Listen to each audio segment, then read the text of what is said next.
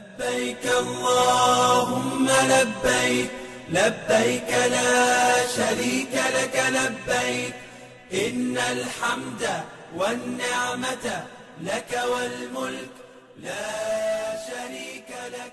بسم اللہ الرحمن الرحیم نحمدہ ونصلی ونسلم علی رسولہ الکریم اما بعد. جب حج کا ذکر کیا جاتا ہے تو یہ بات معلوم ہونی چاہیے کہ نبی اکرم صلی اللہ علیہ وسلم کی زندگی میں حضرات صحابہ کرام رضوان اللہ علیہم اجمعین کو آپ علیہ الصلاۃ والسلام کی رفاقت میں 10 ہجری میں حج نصیب ہوا. 9 ہجری میں ابوبکر صدیق رضی اللہ تعالی عنہ کے امامت میں حج کیا گیا. اعلان ہوا کہ 10 ہجری میں نبی اکرم صلی اللہ علیہ وسلم خود حج کے لیے تشریف لے جا رہے ہیں. یہ خبر مدینہ منورہ سے باہر نکل کر مکہ مکرمہ، یمن اور تہامہ تک پہنچی. لوگ قافلوں کی شکل میں اس عظیم الشان سلسلے میں شرکت کے لیے مدینہ منورہ پہنچنا شروع ہوئے، حتیٰ کہ حضرت علی بن ابی طالب رضی اللہ تعالیٰ کو یمن سے سفر کر کے واپس مدینہ منورہ پہنچنا پڑا. مسلمانوں نے ذی قعدہ سے تیاری شروع کر رکھی تھی اور پھر آہستہ آہستہ مسلمان حضور علیہ الصلاۃ والسلام کی قیادت میں حج کے لیے روانہ ہوئے.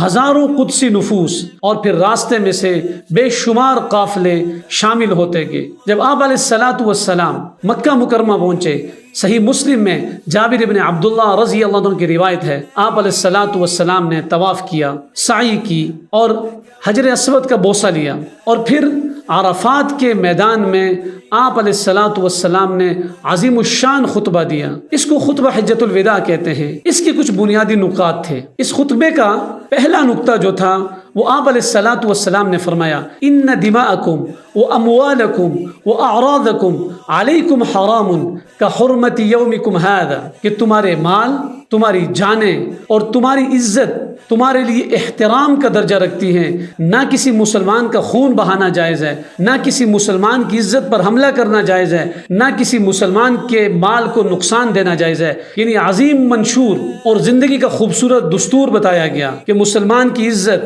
اور آبرو، مسلمان کا مال اور مسلمان کی جان قیمتی ہیں. اس سے پہلے چھوٹی چھوٹی باتوں پر قتل کیا جاتا تھا، یہاں صاف بتا دیا گیا آئندہ یہ چیزیں محترم ہیں اور ان کا ارتکاب کرنے والا اس کا اسلام سے دور تک کوئی تعلق نہیں. پھر یہ بتایا گیا الا کل شیء من امر الجاہلیت موضوع، زمانہ جاہلیت کی رسومات، غلط عادات، وہ قبائلی جنگیں اور قبائل کے اندر چلنے والے صدیوں کے سلسلے سب کو ختم کر دیا گیا ہے. مساوات کا سلسلہ ہوگا اور پھر بدترین معاشی نظام جس نے پوری عرب دنیا کو جکڑا ہوا تھا وہ تھا سود کا انتہائی خوفناک نظام. آپ علیہ الصلاۃ والسلام نے فرمایا ان کل ربا موضوع، ہر طرح کا سود آج کے بعد ممنوع ہے. کسی قسم کا کوئی سود کا معاملہ کرنا جائز نہیں ہے تاکہ لوگوں کے اموال ان کے درمیان انصاف کے ساتھ تقسیم ہو سکیں. پھر فرمایا فاتقوا اللہ فی النساء، عورتوں کے معاملے میں اللہ رب العزت سے ڈرتے رہو. وہ لوگ